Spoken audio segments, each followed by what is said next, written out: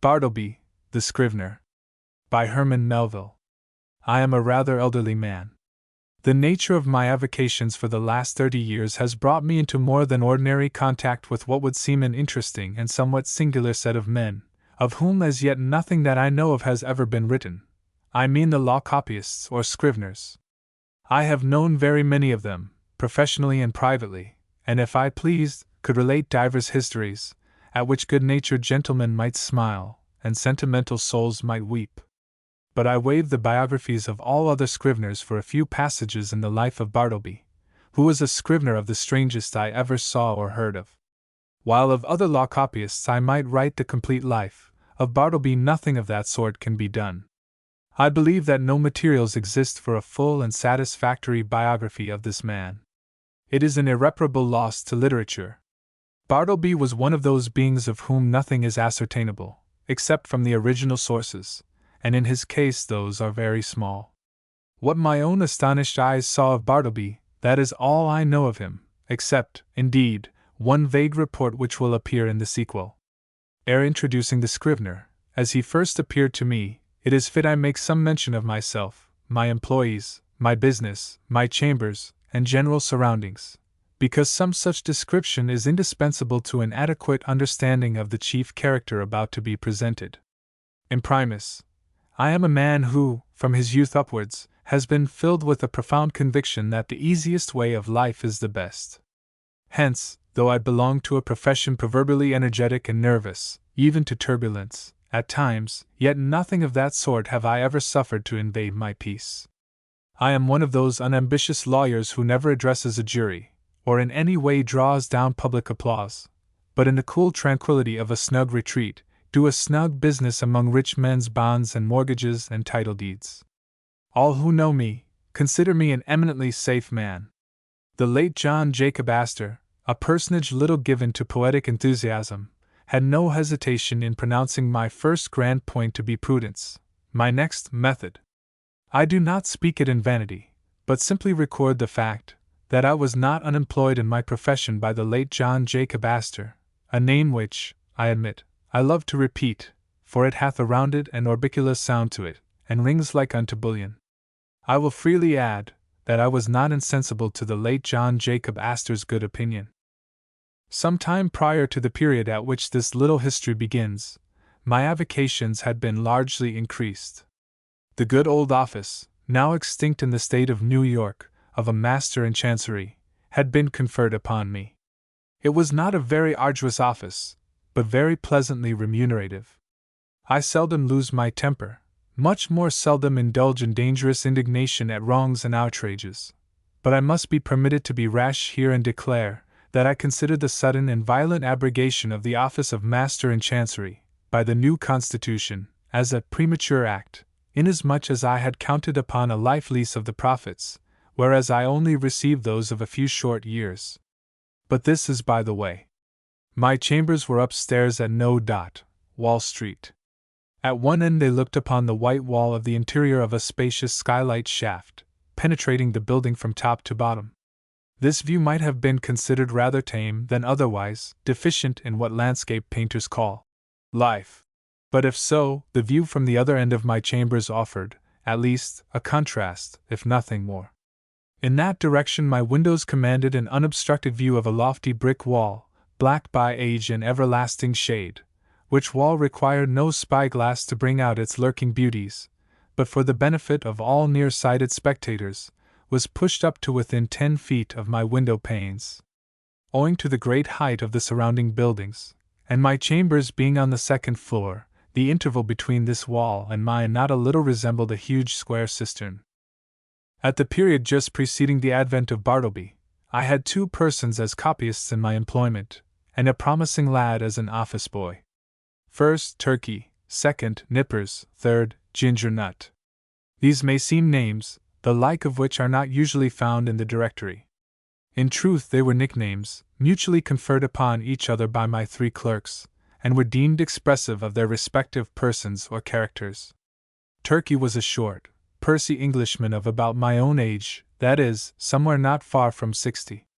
In the morning, one might say, his face was of a fine florid hue, but after 12 o'clock, meridian, his dinner hour, it blazed like a grate full of Christmas coals, and continued blazing, but, as it were, with a gradual wane, till 6 o'clock p.m. or thereabouts, after which I saw no more of the proprietor of the face, which gaining its meridian with the sun, seemed to set with it, to rise, culminate, and decline the following day, with the like regularity and undiminished glory. There are many singular coincidences I have known in the course of my life, not the least among which was the fact, that exactly when Turkey displayed his fullest beams from his red and radiant countenance, just then, too, at that critical moment, began the daily period when I considered his business capacities as seriously disturbed for the remainder of the 24 hours. Not that he was absolutely idle, or averse to business then, far from it. The difficulty was, he was apt to be altogether too energetic. There was a strange, inflamed, flurried, flighty recklessness of activity about him. He would be incautious in dipping his pen into his inkstand. All his blots upon my documents were dropped there after 12 o'clock, meridian. Indeed, not only would he be reckless and sadly given to making blots in the afternoon, but some days he went further, and was rather noisy. At such times, too, his face flamed with augmented blazonry, as if cannel coal had been heaped on anthracite. He made an unpleasant racket with his chair, spilled his sandbox, in mending his pens, impatiently split them all to pieces, and threw them on the floor in a sudden passion, stood up and leaned over his table, boxing his papers about in a most indecorous manner, very sad to behold in an elderly man like him. Nevertheless, as he was in many ways a most valuable person to me, and all the time before 12 o'clock, meridian, was the quickest, steadiest creature too, accomplishing a great deal of work in a style not easy to be matched. For these reasons, I was willing to overlook his eccentricities, though indeed, occasionally, I remonstrated with him. I did this very gently, however, because though the civillest, nay, the blandest and most reverential of men in the morning, yet in the afternoon he was disposed, upon provocation, to be slightly rash with his tongue, in fact, insolent. Now, valuing his morning services as I did, and resolved not to lose them, yet, at the same time made uncomfortable by his inflamed ways after 12 o'clock, and being a man of peace, unwilling by my admonitions to call forth unseemly retorts from him, I took upon me, one Saturday noon, he was always worse on Saturdays, to hint to him, very kindly, that perhaps now that he was growing old, it might be well to abridge his labors. In short, he need not come to my chambers after 12 o'clock. But dinner over, had best go home to his lodgings and rest himself till tea time. But no, he insisted upon his afternoon devotions. His countenance became intolerably fervid, as he oratorically assured me, gesticulating with a long ruler at the other end of the room, that if his services in the morning were useful, how indispensable, then, in the afternoon? With submission, sir, said Turkey on this occasion, I consider myself your right-hand man. In the morning I but marshal and deploy my columns, but in the afternoon I put myself at their head, and gallantly charge the foe, thus. And he made a violent thrust with the ruler. But the blots, Turkey, intimated I. True, but with submission, sir, behold these hairs. I am getting old. Surely, sir, a blot or two of a warm afternoon is not to be severely urged against gray hairs. Old age, even if it blot the page, is honorable. With submission, sir, we both are getting old. This appeal to my fellow feeling was hardly to be resisted. At all events, I saw that go he would not. So I made up my mind to let him stay, resolving, nevertheless, to see to it, that during the afternoon he had to do with my less important papers. Nippers, the second on my list, was a whiskered, sallow, and, upon the whole, rather piratical-looking young man of about 25. I always deemed him the victim of two evil powers, ambition and indigestion.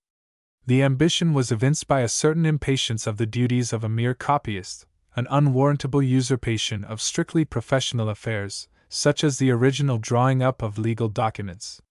The indigestion seemed betokened in an occasional nervous testiness and grinning irritability, causing the teeth to audibly grind together over mistakes committed in copying, unnecessary maledictions, hissed, rather than spoken, in the heat of business, and especially by a continual discontent with the height of the table where he worked.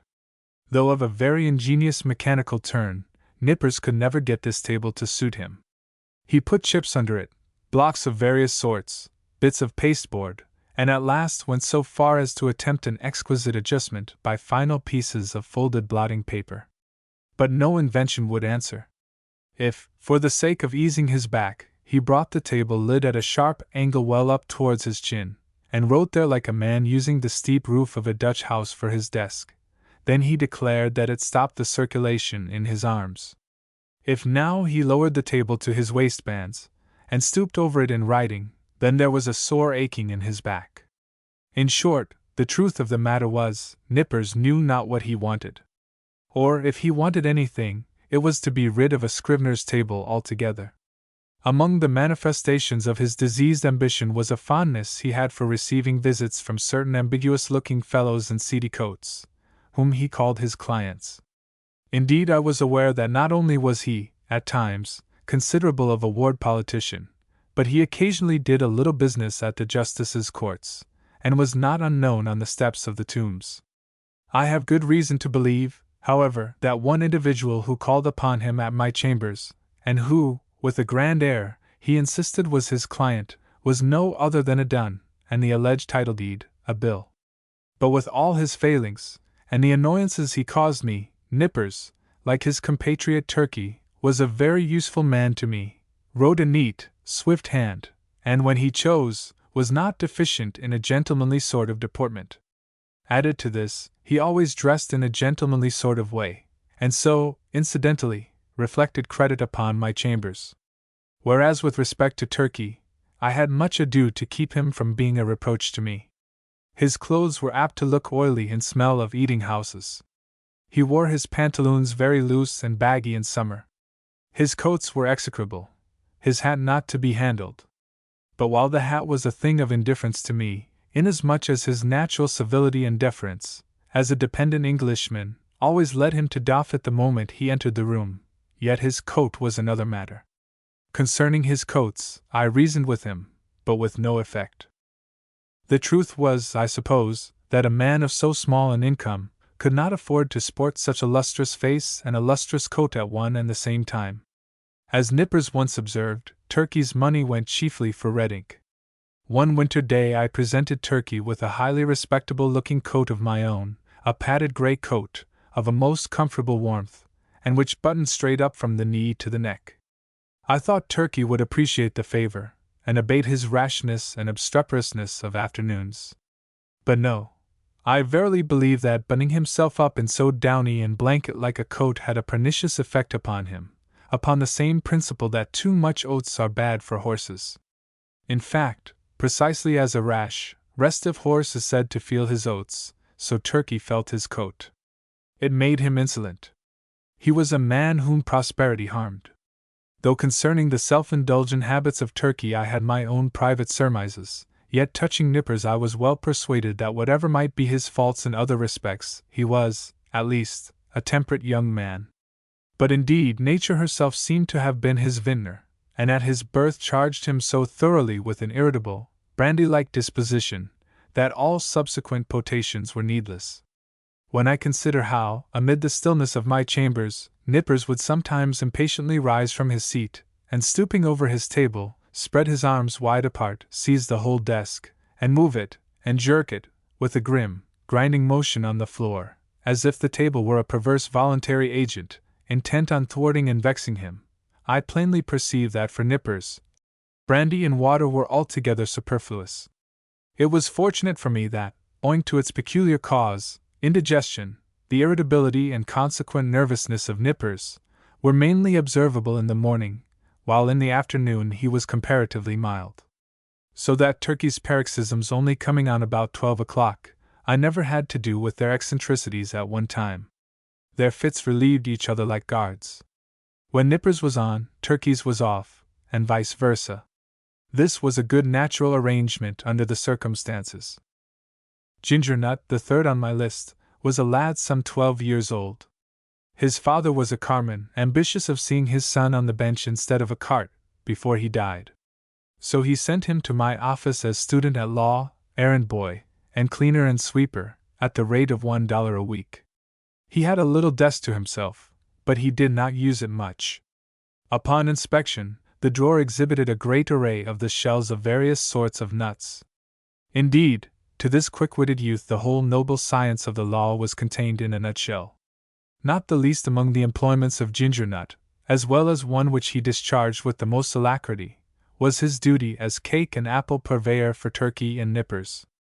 Copying law papers being proverbially dry, husky sort of business, my two Scriveners were fain to moisten their mouths very often with Spitzenbags to be had at the numerous stalls nigh the custom house and post office. Also, they sent Ginger Nut very frequently for that peculiar cake, small, flat, round, and very spicy, after which he had been named by them.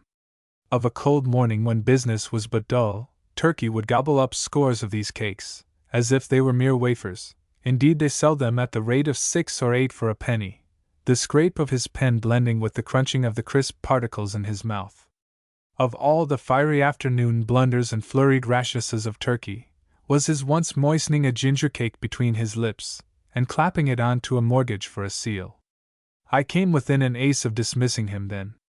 But he mollified me by making an oriental bow, and saying, "With submission, sir, it was generous of me to find you in stationery on my own account." Now my original business, that of a conveyancer and title hunter, and drawer-up of recondite documents of all sorts, was considerably increased by receiving the master's office. There was now great work for Scriveners. Not only must I push the clerks already with me, but I must have additional help. In answer to my advertisement, a motionless young man one morning stood upon my office threshold, the door being open, for it was summer. I can see that figure now, pallidly neat, pitiably respectable, incurably forlorn. It was Bartleby. After a few words touching his qualifications, I engaged him, glad to have among my corps of copyists a man of so singularly sedate an aspect, which I thought might operate beneficially upon the flighty temper of Turkey, and the fiery one of Nippers. I should have stated before that ground-glass folding doors divided my premises into 2 parts, one of which was occupied by my Scriveners, the other by myself. According to my humor I threw open these doors, or closed them. I resolved to assign Bartleby a corner by the folding doors, but on my side of them, so as to have this quiet man within easy call, in case any trifling thing was to be done. I placed his desk close up to a small side window in that part of the room, a window which originally had afforded a lateral view of certain grimy backyards and bricks, but which, owing to subsequent erections, commanded at present no view at all, though it gave some light. Within 3 feet of the panes was a wall, and the light came down from far above, between 2 lofty buildings, as from a very small opening in a dome. Still further to a satisfactory arrangement, I procured a high green folding screen, which might entirely isolate Bartleby from my sight, though not remove him from my voice. And thus, in a manner, privacy and society were conjoined. At first Bartleby did an extraordinary quantity of writing. As if long famishing for something to copy, he seemed to gorge himself on my documents. There was no pause for digestion. He ran a day and night line, copying by sunlight and by candlelight. I should have been quite delighted with his application, had he been cheerfully industrious. But he wrote on silently, palely, mechanically. It is, of course, an indispensable part of a Scrivener's business to verify the accuracy of his copy, word by word. Where there are 2 or more Scriveners in an office, they assist each other in this examination, one reading from the copy, the other holding the original. It is a very dull, wearisome, and lethargic affair. I can readily imagine that to some sanguine temperaments it would be altogether intolerable. For example, I cannot credit that the meddlesome poet Byron would have contentedly sat down with Bartleby to examine a law document of, say 500 pages, closely written in a crimpy hand. Now and then, in the haste of business, it had been my habit to assist in comparing some brief document myself, calling Turkey or Nippers for this purpose. One object I had in placing Bartleby so handy to me behind the screen, was to avail myself of his services on such trivial occasions. It was on the 3rd day, I think, of his being with me, and before any necessity had arisen for having his own writing examined, that, being much hurried to complete a small affair I had in hand, I abruptly called to Bartleby. In my haste and natural expectancy of instant compliance, I sat with my head bent over the original on my desk, and my right hand sideways, and somewhat nervously extended with the copy, so that immediately upon emerging from his retreat, Bartleby might snatch it and proceed to business without the least delay. In this very attitude did I sit when I called to him, rapidly stating what it was I wanted him to do, namely, to examine a small paper with me.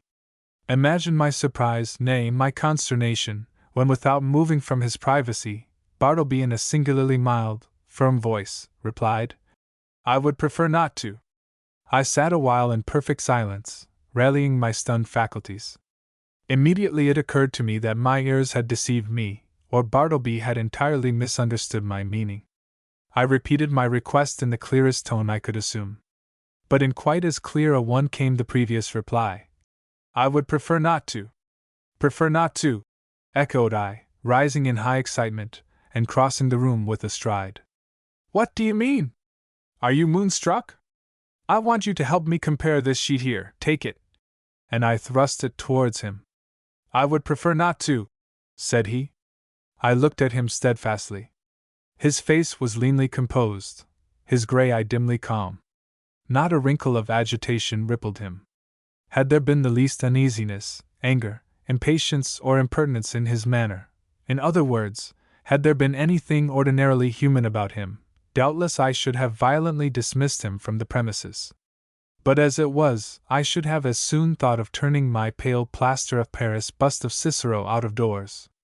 I stood gazing at him a while, as he went on with his own writing, and then reseated myself at my desk. This is very strange, thought I. What had one best do? But my business hurried me. I concluded to forget the matter for the present, reserving it for my future leisure.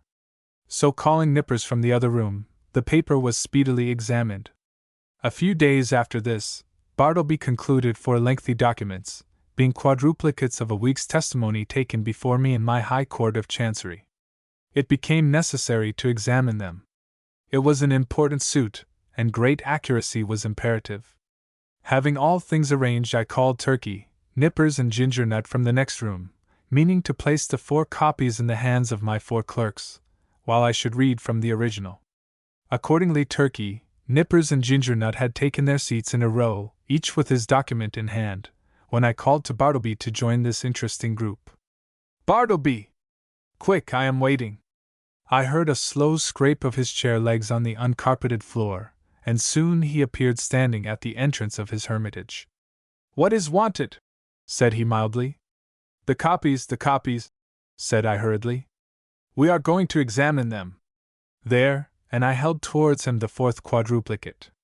"I would prefer not to," he said, and gently disappeared behind the screen.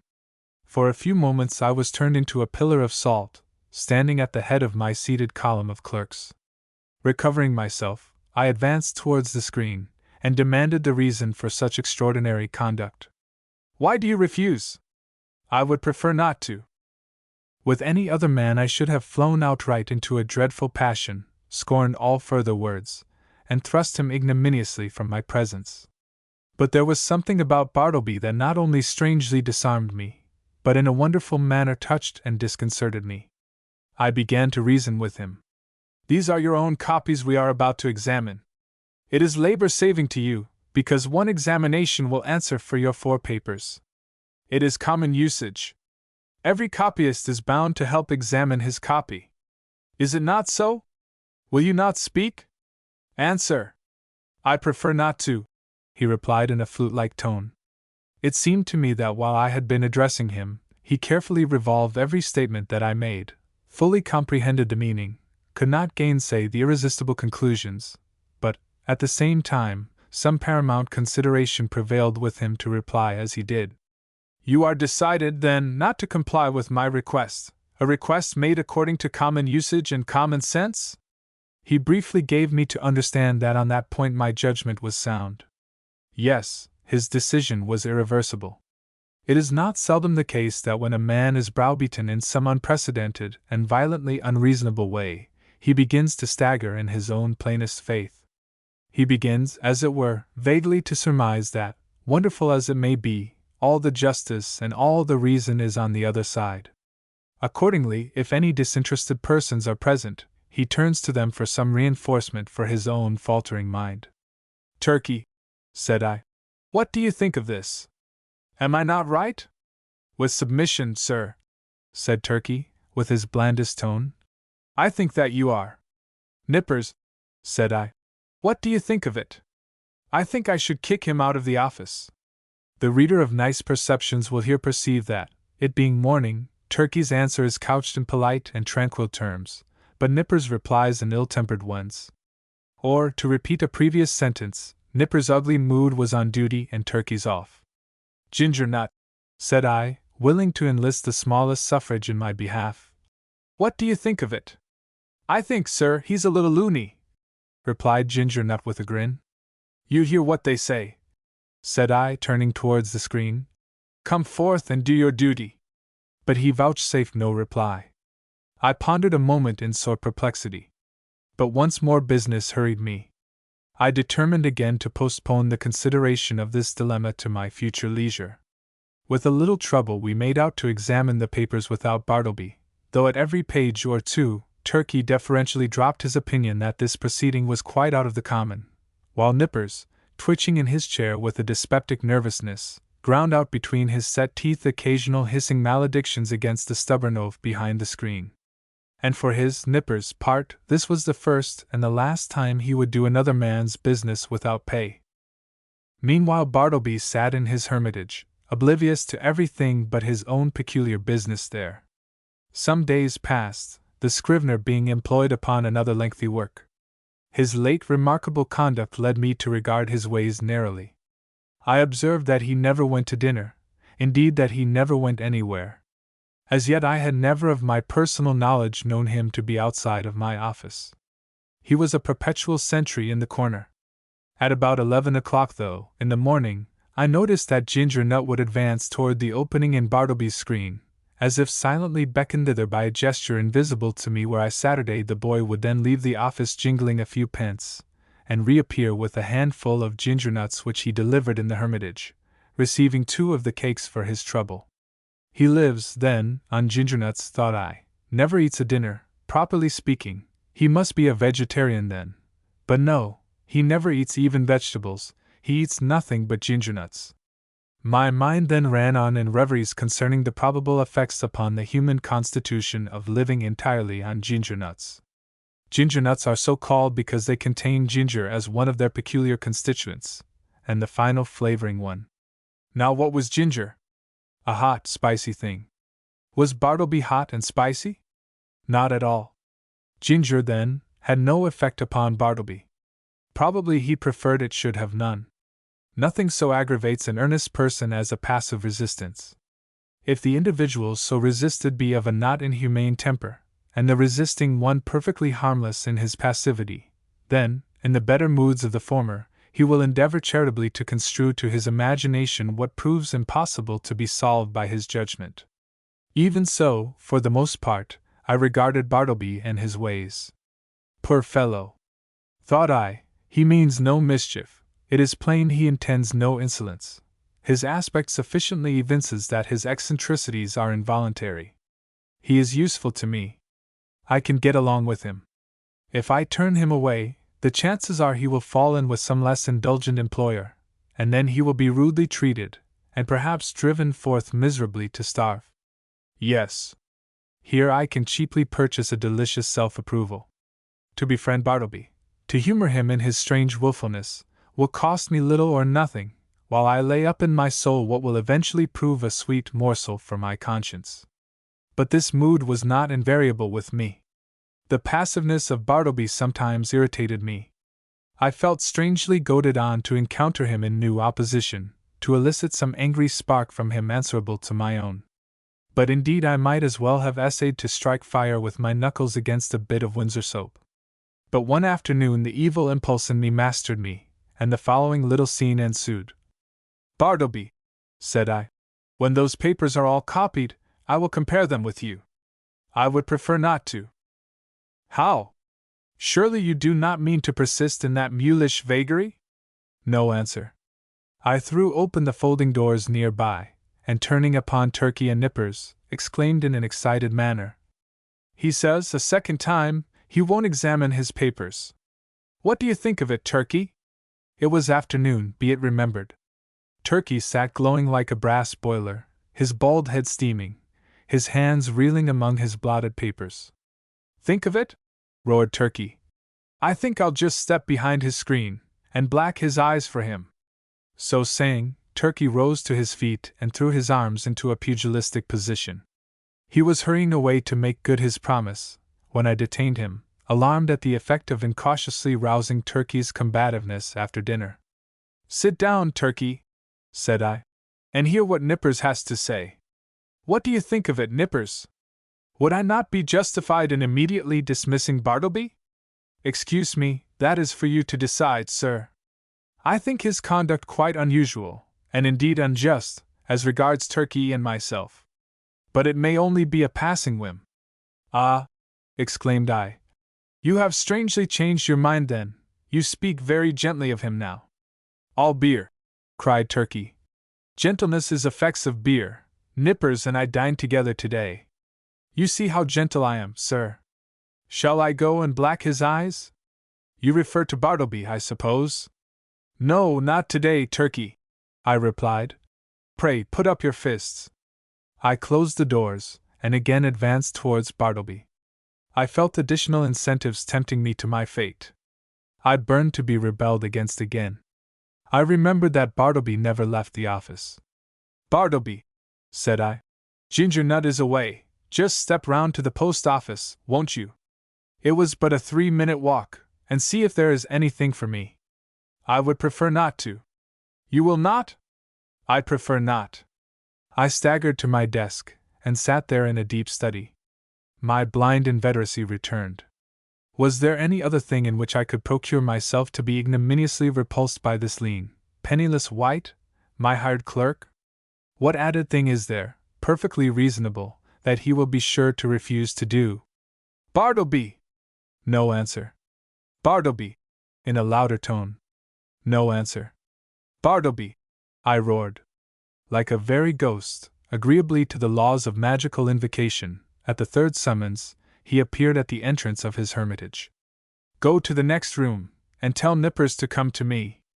I prefer not to, he respectfully and slowly said, and mildly disappeared. Very good, Bartleby, said I, in a quiet sort of serenely severe self-possessed tone, intimating the unalterable purpose of some terrible retribution very close at hand. At the moment I half intended something of the kind.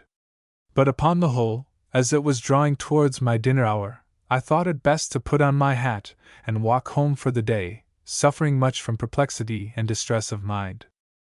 Shall I acknowledge it? The conclusion of this whole business was, that it soon became a fixed fact of my chambers, that a pale young scrivener, by the name of Bartleby, and a desk there, that he copied for me at the usual rate of 4 cents a folio, 100 words, but he was permanently exempt from examining the work done by him, that duty being transferred to Turkey and Nippers, one of compliment doubtless to their superior acuteness. Moreover, said Bartleby was never on any account to be dispatched on the most trivial errand of any sort, and that even if entreated to take upon him such a matter, it was generally understood that he would prefer not to, in other words, that he would refuse point blank. As days passed on, I became considerably reconciled to Bartleby. His steadiness, his freedom from all dissipation, his incessant industry, except when he chose to throw himself into a standing reverie behind his screen, his great stillness, his unalterableness of demeanor under all circumstances, made him a valuable acquisition. One prime thing was this: he was always there, first in the morning, continually through the day, and the last at night. I had a singular confidence in his honesty. I felt my most precious papers perfectly safe in his hands. Sometimes, to be sure, I could not, for the very soul of me, avoid falling into sudden spasmodic passions with him. For it was exceeding difficult to bear in mind all the time those strange peculiarities, privileges, and unheard of exemptions, forming the tacit stipulations on Bartleby's part under which he remained in my office. Now and then, in the eagerness of dispatching pressing business, I would inadvertently summon Bartleby, in a short, rapid tone, to put his finger, say, on the incipient tie of a bit of red tape with which I was about compressing some papers. Of course, from behind the screen the usual answer, "I prefer not to," was sure to come, and then, how could a human creature with the common infirmities of our nature refrain from bitterly exclaiming upon such perverseness, such unreasonableness? However, every added repulse of this sort which I received only tended to lessen the probability of my repeating the inadvertence. Here it must be said that according to the custom of most legal gentlemen occupying chambers in densely populated law buildings, there were several keys to my door. One was kept by a woman residing in the attic, which person weekly scrubbed and daily swept and dusted my apartments. Another was kept by Turkey for convenience sake. The third I sometimes carried in my own pocket. The fourth I knew not who had. Now, one Sunday morning I happened to go to Trinity Church, to hear a celebrated preacher, and finding myself rather early on the ground, I thought I would walk around to my chambers for a while. Luckily I had my key with me, but upon applying it to the lock, I found it resisted by something inserted from the inside. Quite surprised, I called out, when to my consternation a key was turned from within, and thrusting his lean visage at me, and holding the door ajar, the apparition of Bartleby appeared, in his shirt sleeves, and otherwise in a strangely tattered dishabille, saying quietly that he was sorry, but he was deeply engaged just then, and preferred not admitting me at present. In a brief word or two, he moreover added that perhaps I had better walk round the block 2 or 3 times, and by that time he would probably have concluded his affairs. Now, the utterly unsurmised appearance of Bartleby, tenanting my law chambers of a Sunday morning, with his cadaverously gentlemanly nonchalance, yet withal firm and self-possessed, had such a strange effect upon me, that incontinently I slunk away from my own door, and did as desired. But not without sundry twinges of impotent rebellion against the mild effrontery of this unaccountable Scrivener. Indeed, it was his wonderful mildness chiefly, which not only disarmed me, but unmanned me, as it were. For I consider that one, for the time, is a sort of unmanned when he tranquilly permits his hired clerk to dictate to him, and order him away from his own premises.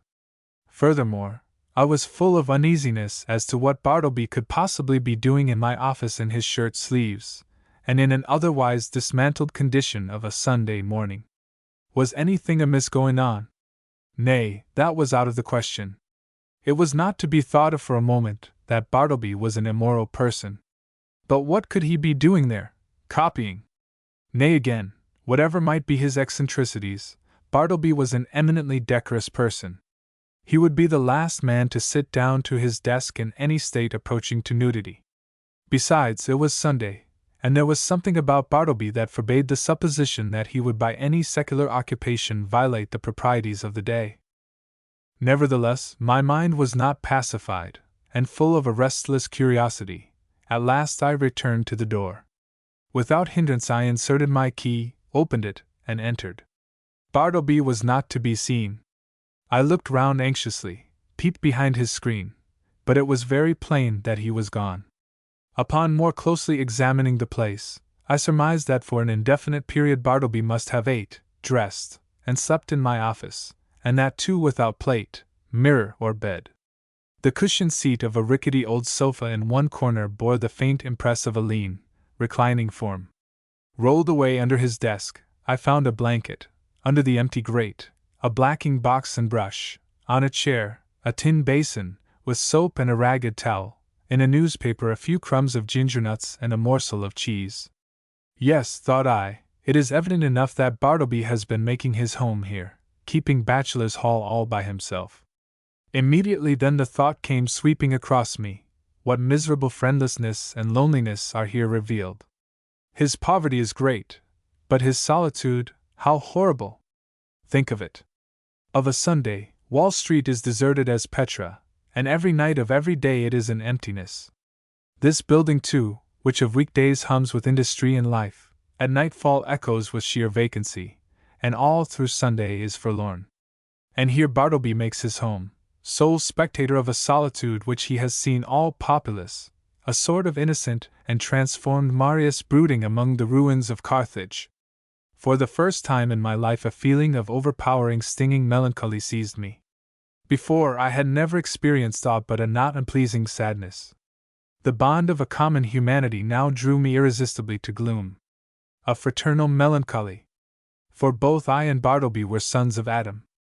I remembered the bright silks and sparkling faces I had seen that day, in gala trim, swan-like sailing down the Mississippi of Broadway, and I contrasted them with the pallid copyist, and thought to myself, ah, happiness courts delight, so we deem the world is gay, but misery hides aloof, so we deem that misery there is none. These sad fancyings, chimeras, doubtless, of a sick and silly brain, led on to other and more special thoughts, concerning the eccentricities of Bartleby. Presentiments of strange discoveries hovered round me. The Scrivener's pale form appeared to me laid out, among uncaring strangers, in its shivering winding sheet.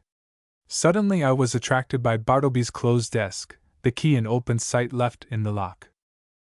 I mean no mischief, seek the gratification of no heartless curiosity, thought I. Besides, the desk is mine, and its contents too, so I will make bold to look within. Everything was methodically arranged, the papers smoothly placed. The pigeonholes were deep, and removing the files of documents, I groped into their recesses. Presently I felt something there, and dragged it out. It was an old bandana handkerchief, heavy and knotted. I opened it, and saw it was a savings bank. I now recalled all the quiet mysteries which I had noted in the man. I remembered that he never spoke but to answer, that though at intervals he had considerable time to himself, yet I had never seen him reading, no, not even a newspaper, that for long periods he would stand looking out, at his pale window behind the screen, upon the dead brick wall. I was quite sure he never visited any refectory or eating house, while his pale face clearly indicated that he never drank beer like Turkey, or tea and coffee even, like other men, that he never went anywhere in particular that I could learn, never went out for a walk, unless indeed that was the case at present, that he had declined telling who he was, or whence he came, or whether he had any relatives in the world, that though so thin and pale, he never complained of ill health. And more than all, I remembered a certain unconscious air of pallid, how shall I call it?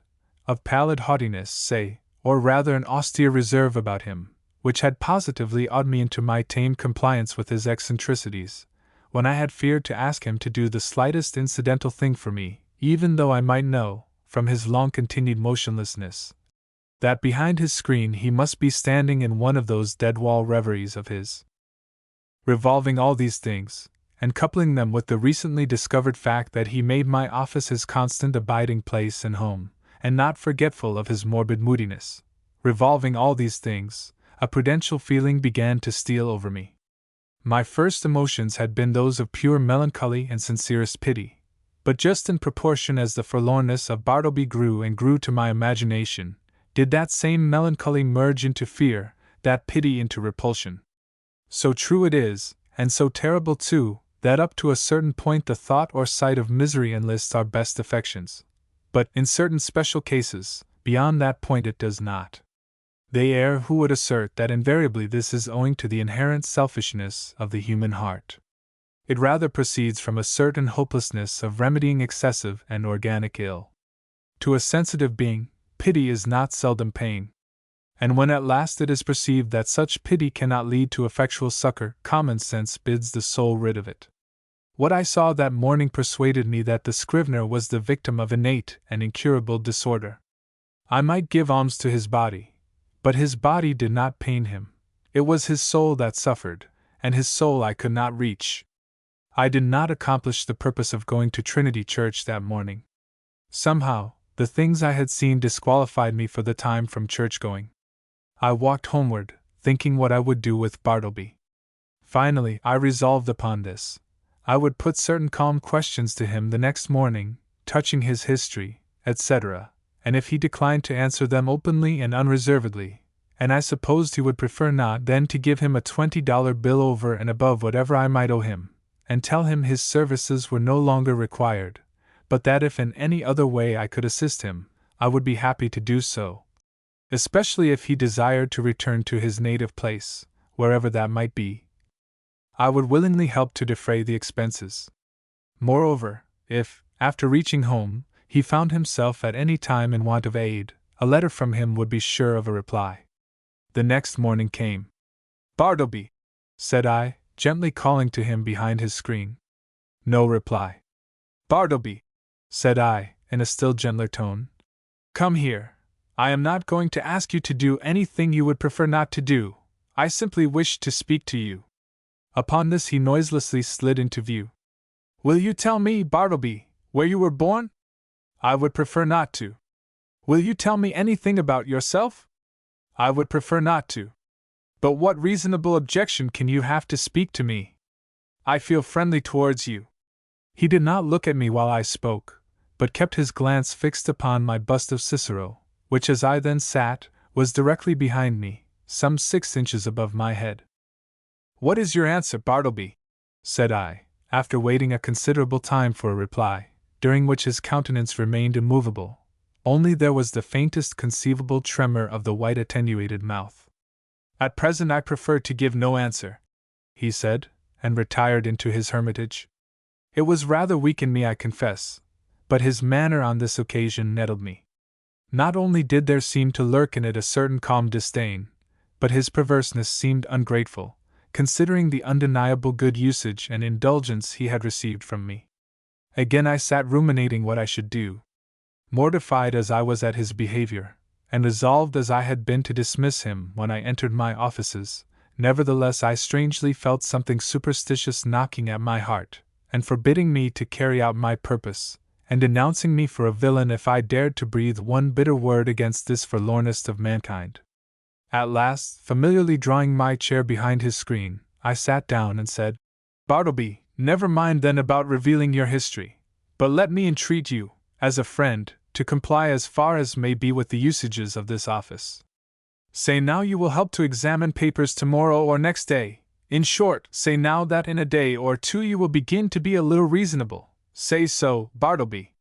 "At present I would prefer not to be a little reasonable," was his mildly cadaverous reply. Just then the folding doors opened, and Nippers approached. He seemed suffering from an unusually bad night's rest, induced by severer indigestion than common. He overheard those final words of Bartleby. "Prefer not, eh?" gritted Nippers. "I'd prefer him, if I were you, sir."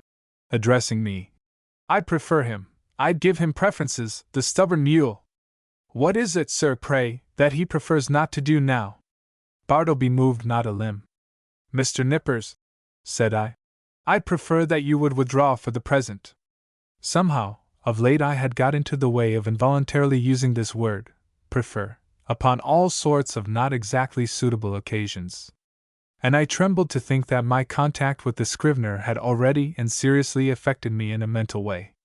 And what further and deeper aberration might it not yet produce? This apprehension had not been without efficacy in determining me to summary means. As Nippers, looking very sour and sulky, was departing, Turkey blandly and deferentially approached. "With submission, sir," said he, "yesterday I was thinking about Bartleby here, and I think that if he would but prefer to take a quart of good ale every day, it would do much towards mending him, and enabling him to assist in examining his papers." "So you have got the word too?" said I, slightly excited. "With submission, what word, sir?" asked Turkey, respectfully crowding himself into the contracted space behind the screen, and by so doing, making me jostle the Scrivener. "What word, sir?" "I would prefer to be left alone here," said Bartleby, as if offended at being mobbed in his privacy. "That's the word, Turkey," said I. "That's it." "Oh, prefer?" "Oh yes, queer word. I never use it myself. But, sir, as I was saying, if he would but prefer—" "Turkey," interrupted I, "you will please withdraw." "Oh, certainly, sir, if you prefer that I should." As he opened the folding door to retire, Nippers at his desk caught a glimpse of me, and asked whether I would prefer to have a certain paper copied on blue paper or white. He did not in the least roguishly accent the word prefer. It was plain that it involuntarily rolled from his tongue. I thought to myself, surely I must get rid of a demented man, who already has in some degree turned the tongues, if not the heads of myself and clerks. But I thought it prudent not to break the dismission at once. The next day I noticed that Bartleby did nothing but stand at his window in his dead-wall reverie. Upon asking him why he did not write, he said that he had decided upon doing no more writing. "Why, how now? What next?" exclaimed I. "Do no more writing?" "No more." "And what is the reason?" "Do you not see the reason for yourself?" he indifferently replied. I looked steadfastly at him, and perceived that his eyes looked dull and glazed. Instantly it occurred to me that his unexampled diligence in copying by his dim window for the first few weeks of his stay with me might have temporarily impaired his vision. I was touched. I said something in condolence with him. I hinted that of course he did wisely in abstaining from writing for a while, and urged him to embrace that opportunity of taking wholesome exercise in the open air. This, however, he did not do. A few days after this, my other clerks being absent, and being in a great hurry to dispatch certain letters by the mail, I thought that, having nothing else earthly to do, Bartleby would surely be less inflexible than usual, and carry these letters to the post office. But he blankly declined. So, much to my inconvenience, I went myself. Still added days went by. Whether Bartleby's eyes improved or not, I could not say. To all appearance, I thought they did. But when I asked him if they did, he vouchsafed no answer. At all events, he would do no copying. At last, in reply to my urgings, he informed me that he had permanently given up copying. "What?" exclaimed I. "Suppose your eyes should get entirely well, better than ever before, would you not copy then?" "I have given up copying," he answered, and slid aside. He remained as ever, a fixture in my chamber. Nay, if that were possible, he became still more of a fixture than before. What was to be done? He would do nothing in the office. Why should he stay there? In plain fact, he had now become a millstone to me, not only useless as a necklace, but afflictive to bear. Yet I was sorry for him. I speak less than truth when I say that, on his own account, he occasioned me uneasiness. If he would but have named a single relative or friend, I would instantly have written, and urged their taking the poor fellow away to some convenient retreat. But he seemed alone, absolutely alone in the universe. A bit of wreck in the mid-Atlantic. At length, necessities connected with my business tyrannized over all other considerations. Decently as I could, I told Bartleby that in 6 days' time he must unconditionally leave the office. I warned him to take measures, in the interval, for procuring some other abode. I offered to assist him in this endeavor, if he himself would but take the first step towards a removal. "And when you finally quit me, Bartleby," added I shall see that you go not away entirely unprovided. 6 days from this hour, remember. At the expiration of that period, I peeped behind the screen, and lo! Bartleby was there. I buttoned up my coat, balanced myself, advanced slowly towards him, touched his shoulder, and said, "The time has come, you must quit this place. I am sorry for you, here is money, but you must go." "I would prefer not," he replied, with his back still towards me. "You must." He remained silent. Now I had an unbounded confidence in this man's common honesty. He had frequently restored to me sixpences and shillings carelessly dropped upon the floor, for I am apt to be very reckless in such shirt-button affairs. The proceeding then which followed will not be deemed extraordinary. "Bartleby," said I owe you $12 on account. Here are 32, the odd 20 are yours. Will you take it?" And I handed the bills towards him. But he made no motion. "I will leave them here then," putting them under a weight on the table.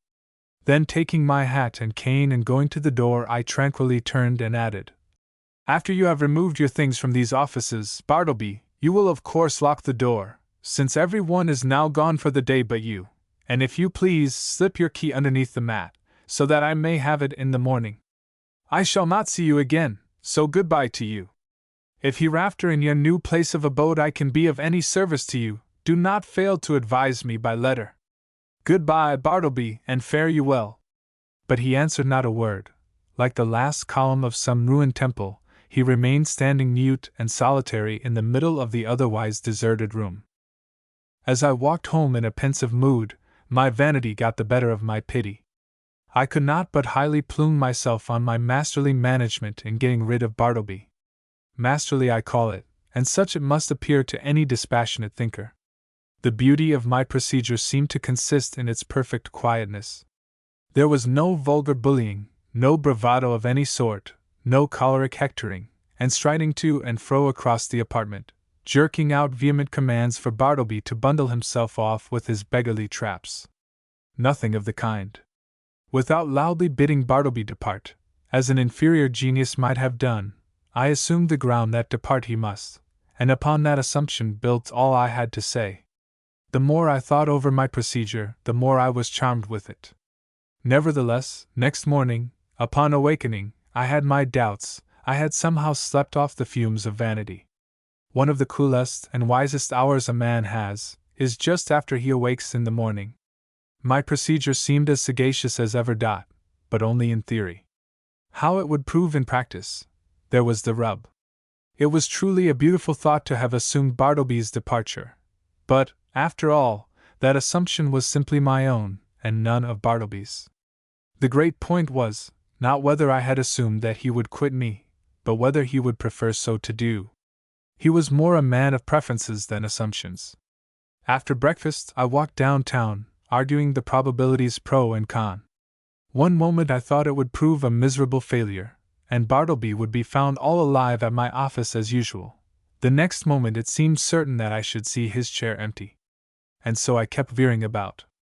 At the corner of Broadway and Canal Street, I saw quite an excited group of people standing in earnest conversation. "I'll take odds he doesn't," said a voice as I passed. "Doesn't go? Done!" said I. "Put up your money." I was instinctively putting my hand in my pocket to produce my own, when I remembered that this was an election day. The words I had overheard bore no reference to Bartleby, but to the success or non-success of some candidate for the mayoralty. In my intent frame of mind I had, as it were, imagined that all Broadway shared in my excitement, and were debating the same question with me. I passed on, very thankful that the uproar of the street screened my momentary absent-mindedness. As I had intended, I was earlier than usual at my office door. I stood listening for a moment. All was still. He must be gone. I tried the knob. The door was locked. Yes, my procedure had worked to a charm. He indeed must be vanished. Yet a certain melancholy mixed with this. I was almost sorry for my brilliant success. I was fumbling under the door mat for the key, which Bartleby was to have left there for me, when accidentally my knee knocked against a panel, producing a summoning sound, and in response a voice came to me from within. "Not yet, I am occupied." It was Bartleby. I was thunderstruck. For an instant I stood like the man who, pipe in mouth, was killed one cloudless afternoon long ago in Virginia, by a summer lightning. At his own warm open window he was killed, and remained leaning out there upon the dreamy afternoon, till someone touched him, when he fell. "Not gone!" I murmured at last. But again obeying that wondrous ascendancy which the inscrutable Scrivener had over me, and from which ascendancy, for all my chafing, I could not completely escape, I slowly went downstairs and out into the street, and while walking round the block, considered what I should next do in this unheard-of perplexity. Turn the man out by an actual thrusting I could not. To drive him away by calling him hard names would not do. Calling in the police was an unpleasant idea. And yet, permit him to enjoy his cadaverous triumph over me, this too I could not think of. What was to be done? Or if nothing could be done, was there anything further that I could assume in the matter? Yes, as before I had prospectively assumed that Bartleby would depart, so now I might retrospectively assume that departed he was. In the legitimate carrying out of this assumption, I might enter my office in a great hurry, and pretending not to see Bartleby at all, walk straight against him as if he were air. Such a proceeding would in a singular degree have the appearance of a home thrust. It was hardly possible that Bartleby could withstand such an application of the doctrine of assumptions. But upon second thoughts the success of the plan seemed rather dubious. I resolved to argue the matter over with him again. "Bartleby," said I, entering the office, with a quietly severe expression, "I am seriously displeased. I am pained, Bartleby. I had thought better of you. I had imagined you of such a gentlemanly organization, that in any delicate dilemma a slight hint would have sufficed, in short, an assumption. But it appears I am deceived. Why," I added, unaffectedly starting, "you have not even touched that money yet," pointing to it, just where I had left it the evening previous. He answered nothing. "Will you, or will you not, quit me?" I now demanded in a sudden passion, advancing close to him. "I would prefer not to quit you," he replied, gently emphasizing the not. "What earthly right have you to stay here? Do you pay any rent? Do you pay my taxes? Or is this property yours?" He answered nothing. "Are you ready to go on and write now? Are your eyes recovered? Could you copy a small paper for me this morning? Or help examine a few lines? Or step round to the post office? In a word, will you do anything at all to give a coloring to your refusal to depart the premises?" He silently retired into his hermitage. I was now in such a state of nervous resentment that I thought it but prudent to check myself at present from further demonstrations. Bartleby and I were alone. I remembered the tragedy of the unfortunate Adams and the still more unfortunate Colt in the solitary office of the latter, and how poor Colt, being dreadfully incensed by Adams, and imprudently permitting himself to get wildly excited, was at unawares hurried into his fatal act, an act which certainly no man could possibly deplore more than the actor himself. Often it had occurred to me in my ponderings upon the subject, that had that altercation taken place in the public street, or at a private residence, it would not have terminated as it did. It was the circumstance of being alone in a solitary office, upstairs, of a building entirely unhallowed by humanizing domestic associations, an uncarpeted office, doubtless, of a dusty, haggard sort of appearance. This it must have been, which greatly helped to enhance the irritable desperation of the hapless Colt. But when this old atom of resentment rose in me and tempted me concerning Bartleby, I grappled him and threw him. How? Why, simply by recalling the divine injunction. "A new commandment give I unto you, that ye love one another." Yes, this it was that saved me. Aside from higher considerations, charity often operates as a vastly wise and prudent principle, a great safeguard to its possessor. Men have committed murder for jealousy's sake, and anger's sake, and hatred's sake, and selfishness' sake, and spiritual pride's sake, but no man that ever I heard of ever committed a diabolical murder for sweet charity's sake. Mere self-interest, then, if no better motive can be enlisted, should, especially with high-tempered men, prompt all beings to charity and philanthropy. At any rate, upon the occasion in question, I strove to drown my exasperated feelings towards the Scrivener by benevolently construing his conduct. Poor fellow, thought I, he don't mean anything, and besides, he has seen hard times, and ought to be indulged. I endeavored also immediately to occupy myself, and at the same time to comfort my despondency. I tried to fancy that in the course of the morning, at such time as might prove agreeable to him, Bartleby, of his own free accord, would emerge from his hermitage, and take up some decided line of march in the direction of the door. But no. 12:30 came. Turkey began to glow in the face, overturn his inkstand, and become generally obstreperous. Nippers abetted down into quietude and courtesy. Ginger Nut munched his noon apple, and Bartleby remained standing at his window in one of his profoundest dead-wall reveries. Will it be credited? Ought I to acknowledge it? That afternoon I left the office without saying one further word to him. Some days now passed, during which, at leisure intervals, I looked a little into Edwards on the Will, and Priestley on Necessity.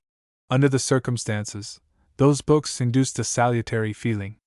Gradually I slid into the persuasion that these troubles of mine touching the Scrivener had been all predestinated from eternity, and Bartleby was billeted upon me for some mysterious purpose of an all-wise providence, which it was not for a mere mortal like me to fathom. Yes, Bartleby, stay there behind your screen, thought I. I shall persecute you no more. You are harmless and noiseless as any of these old chairs. In short, I never feel so private as when I know you are here. At last I see it, I feel it, I penetrate to the predestinated purpose of my life. I am content.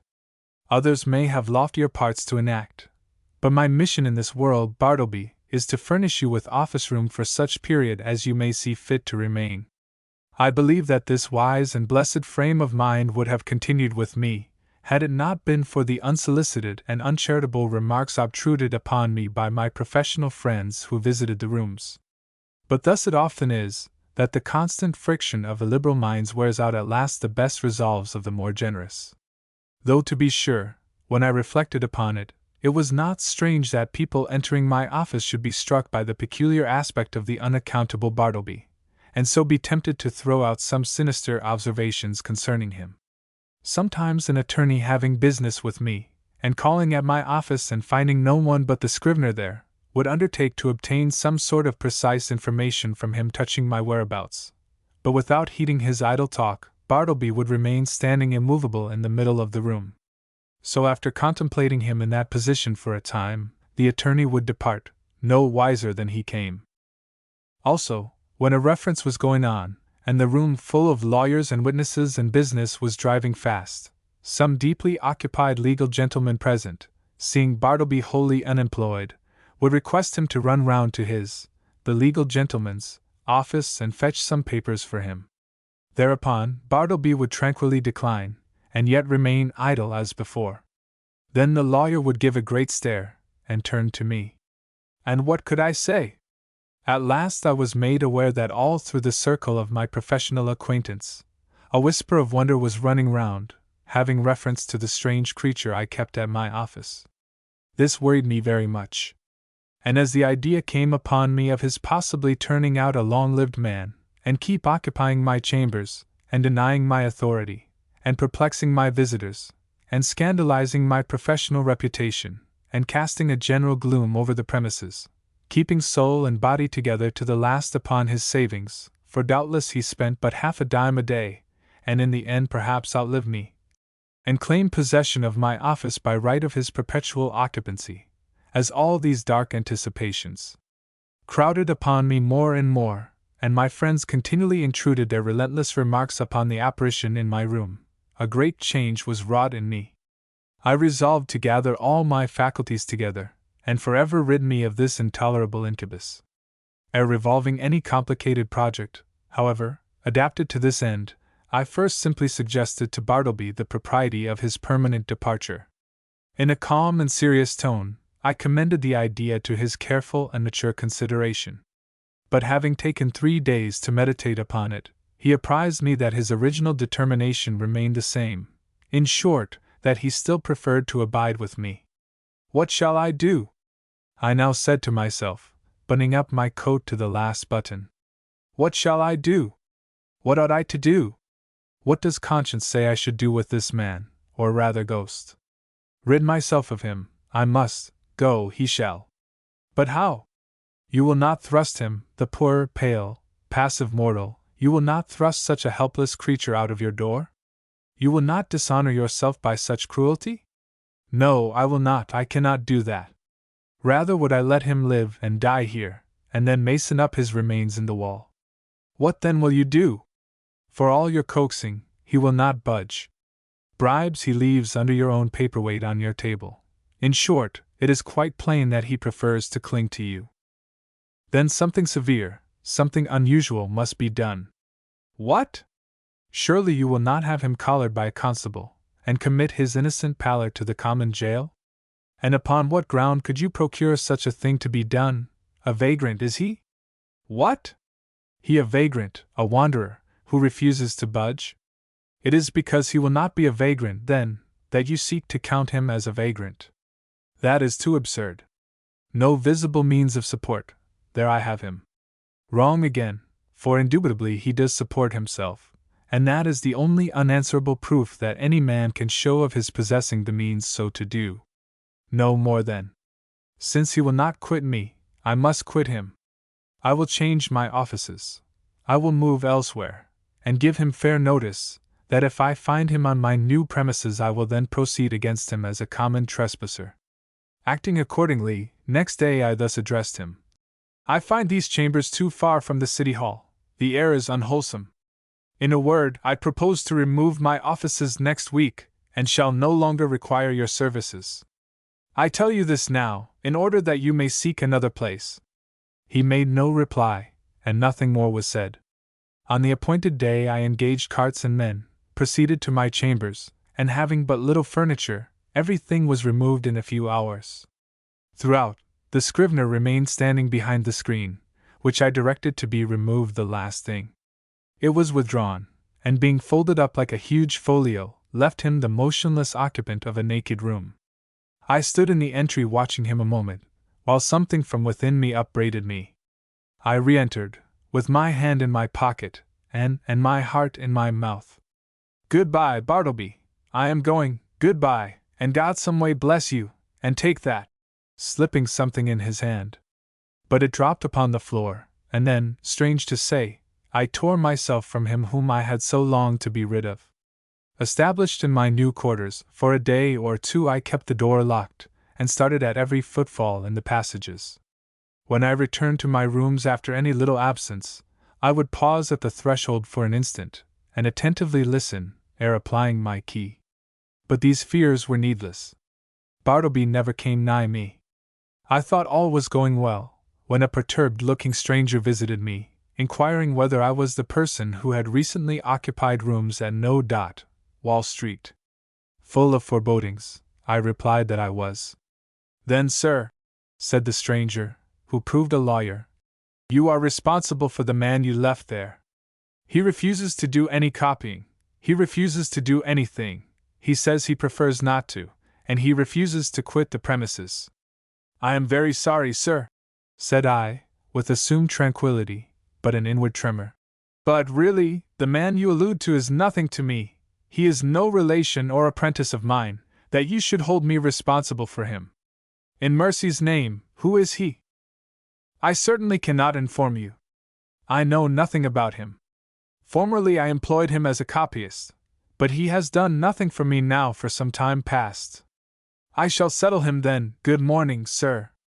Several days passed, and I heard nothing more, and though I often felt a charitable prompting to call at the place and see poor Bartleby, yet a certain squeamishness of I know not what withheld me.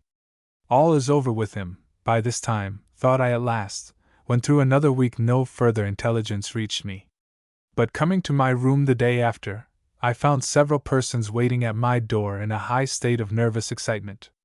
"That's the man, here he comes!" cried the foremost one, whom I recognized as the lawyer who had previously called upon me alone. "You must take him away, sir, at once!" cried a portly person among them, advancing upon me, and whom I knew to be the landlord of No. Wall Street. "These gentlemen, my tenants, cannot stand it any longer. Mr. B," pointing to the lawyer, "has turned him out of his room, and he now persists in haunting the building generally, sitting upon the banisters of the stairs by day, and sleeping in the entry by night. Everybody is concerned, clients are leaving the offices, some fears are entertained of a mob, something you must do, and that without delay." Aghast at this torrent, I fell back before it, and would fain have locked myself in my new quarters. In vain I persisted that Bartleby was nothing to me, no more than to any one else. In vain. I was the last person known to have anything to do with him, and they held me to the terrible account. Fearful then of being exposed in the papers, as one person present obscurely threatened, I considered the matter, and at length said that if the lawyer would give me a confidential interview with the Scrivener, in his, the lawyer's, own room, I would that afternoon strive my best to rid them of the nuisance they complained of. Going upstairs to my old haunt, there was Bartleby silently sitting upon the banister at the landing. "What are you doing here, Bartleby?" said I. "Sitting upon the banister," he mildly replied. I motioned him into the lawyer's room, who then left us. "Bartleby," said I, "are you aware that you are the cause of great tribulation to me, by persisting in occupying the entry after being dismissed from the office?" No answer. "Now one of two things must take place. Either you must do something, or something must be done to you. Now what sort of business would you like to engage in? Would you like to re-engage in copying for someone?" "No, I would prefer not to make any change." "Would you like a clerkship in a dry goods store?" "There is too much confinement about that." "No, I would not like a clerkship, but I am not particular. Too much confinement, I cried. Why you keep yourself confined all the time? I would prefer not to take a clerkship, he rejoined, as if to settle that little item at once. How would a bartender's business suit you? There is no trying of the eyesight in that. I would not like it at all, though, as I said before, I am not particular. His unwonted wordiness inspirited me. I returned to the charge. Well then, would you like to travel through the country collecting bills for the merchants? That would improve your health. No, I would prefer to be doing something else. How then would going as a companion to Europe, to entertain some young gentleman with your conversation, how would that suit you? Not at all. It does not strike me that there is anything definite about that. I like to be stationary. But I am not particular. Stationary you shall be then, I cried, now losing all patience, and for the first time in all my exasperating connection with him fairly flying into a passion. If you do not go away from these premises before night, I shall feel bound, indeed I am bound, to quit the premises myself, I rather absurdly concluded, knowing not with what possible threat to try to frighten his immobility into compliance. Despairing of all further efforts, I was precipitately leaving him, when a final thought occurred to me, one which had not been wholly unindulged before. Bartleby, said I, in the kindest tone I could assume under such exciting circumstances, will you go home with me now, not to my office, but my dwelling, and remain there till we can conclude upon some convenient arrangement for you at our leisure? Come, let us start now, right away. No, at present I would prefer not to make any change at all. I answered nothing, but effectually dodging every one by the suddenness and rapidity of my flight, rushed from the building, ran up Wall Street towards Broadway, and jumping into the first omnibus was soon removed from pursuit. As soon as tranquillity returned, I distinctly perceived that I had now done all that I possibly could, both in respect to the demands of the landlord and his tenants, and with regard to my own desire and sense of duty, to benefit Bartleby, and shield him from rude persecution. I now strove to be entirely carefree and quiescent, and my conscience justified me in the attempt, though indeed it was not so successful as I could have wished. So fearful was I of being again hunted out by the incensed landlord and his exasperated tenants, that, surrendering my business to nippers, for a few days I drove about the upper part of the town and through the suburbs, in my rockaway, crossed over to Jersey City and Hoboken, and paid fugitive visits to Manhattanville and Astoria. In fact, I almost lived in my rockaway for the time. When again I entered my office, lo, a note from the landlord lay upon the desk. I opened it with trembling hands. It informed me that the writer had sent to the police, and had Bartleby removed to the Tombs as a vagrant. Moreover, since I knew more about him than any one else, he wished me to appear at that place, and make a suitable statement of the facts. These tidings had a conflicting effect upon me. At first I was indignant, but at last almost approved.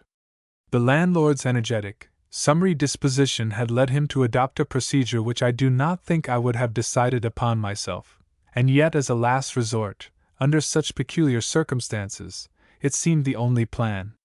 As I afterwards learned, the poor Scrivener, when told that he must be conducted to the Tombs, offered not the slightest obstacle, but in his pale unmoving way, silently acquiesced. Some of the compassionate and curious bystanders joined the party, and headed by one of the constables arm in arm with Bartleby, the silent procession filed its way through all the noise, and heat, and joy of the roaring thoroughfares at noon. The same day I received the note I went to the Tombs, or to speak more properly, the halls of justice. Seeking the right officer, I stated the purpose of my call, and was informed that the individual I described was indeed within. I then assured the functionary that Bartleby was a perfectly honest man, and greatly to be compassionate, however unaccountably eccentric. I narrated all I knew, and closed by suggesting the idea of letting him remain in as indulgent confinement as possible till something less harsh might be done, though indeed I hardly knew what. At all events, if nothing else could be decided upon, the almshouse must receive him. I then begged to have an interview. Being under no disgraceful charge, and quite serene and harmless in all his ways, they had permitted him freely to wander about the prison, and especially in the enclosed grass-platted yard thereof. And so I found him there, standing all alone in the quietest of the yards, his face towards a high wall, while all around, from the narrow slits of the jail windows, I thought I saw peering out upon him the eyes of murderers and thieves. "Bartleby! I know you," he said without looking round, "and I want nothing to say to you." "It was not I that brought you here, Bartleby," said I, keenly pained at his implied suspicion. "And to you, this should not be so vile a place. Nothing reproachful attaches to you by being here. And see, it is not so sad a place as one might think. Look, there is the sky, and here is the grass. I know where I am," he replied, but would say nothing more, and so I left him. As I entered the corridor again, a broad meat-like man, in an apron, accosted me, and jerking his thumb over his shoulder said, "Is that your friend?" "Yes." "Does he want to starve? If he does, let him live on the prison fare, that's all." "Who are you?" asked I, not knowing what to make of such an unofficially speaking person in such a place. "I am the grub man.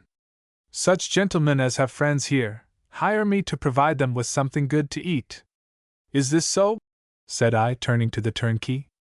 He said it was. "Well then," said I, slipping some silver into the grub man's hands, for so they called him, "I want you to give particular attention to my friend there. Let him have the best dinner you can get. And you must be as polite to him as possible. Introduce me, will you?" said the grub man, looking at me with an expression which seemed to say he was all impatience for an opportunity to give a specimen of his breeding. Thinking it would prove of benefit to the Scrivener, I acquiesced, and asking the grub man his name, went up with him to Bartleby.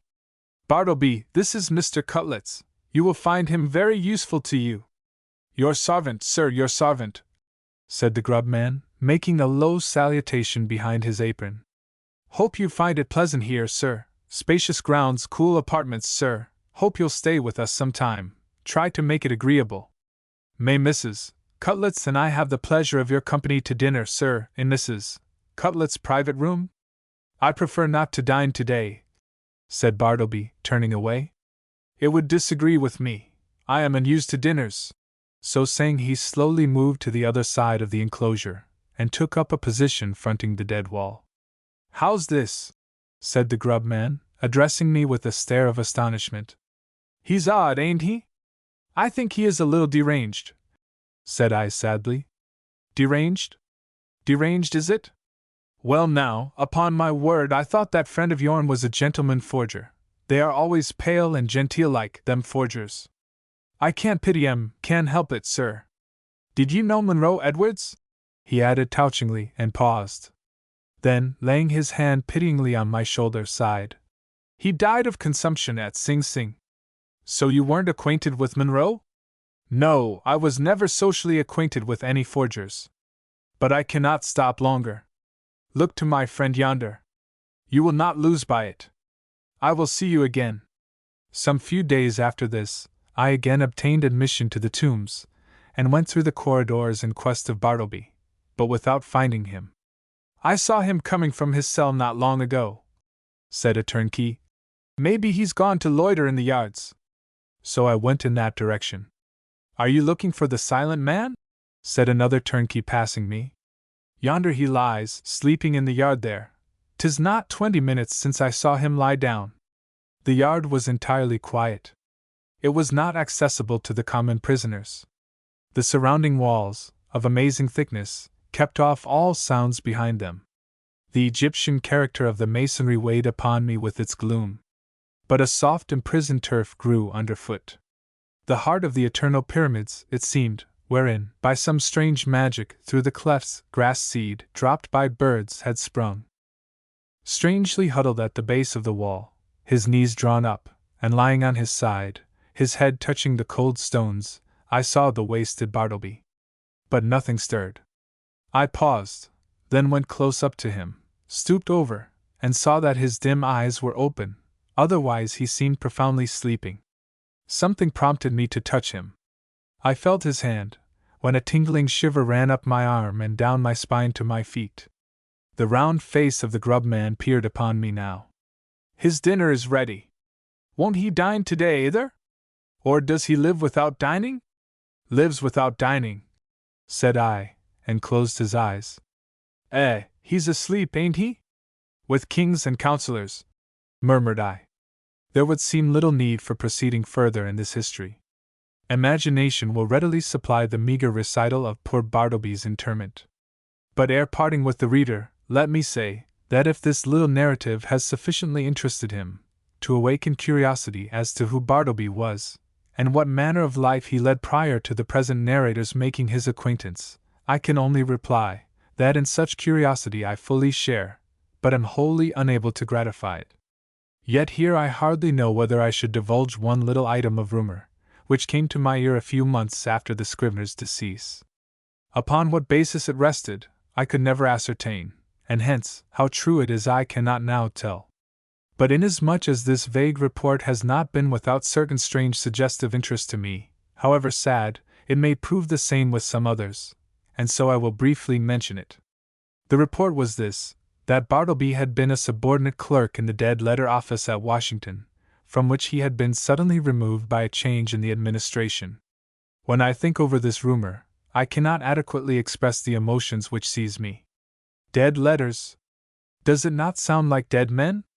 Conceive a man by nature and misfortune prone to a pallid hopelessness. Can any business seem more fitted to heighten it than that of continually handling these dead letters, and assorting them for the flames?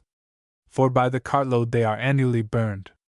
Sometimes from out the folded paper the pale clerk takes a ring, the finger it was meant for, perhaps, moulders in the grave, a banknote sent in swiftest charity, he whom it would relieve, nor eats nor hungers any more, pardon for those who died despairing, hope for those who died unhoping, good tidings for those who died stifled by unrelieved calamities.